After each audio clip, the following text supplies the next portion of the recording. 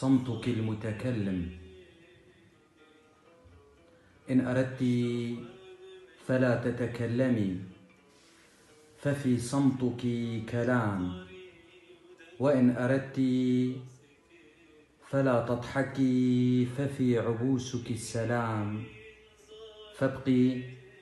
فابقي كما أنت، صامتة عابسة هادئة شاردة. فأنت تاريخ من الكلام، وأنت سيمفونية للحزن، أكتبها كما أشاء وتبكيني كما تشاء.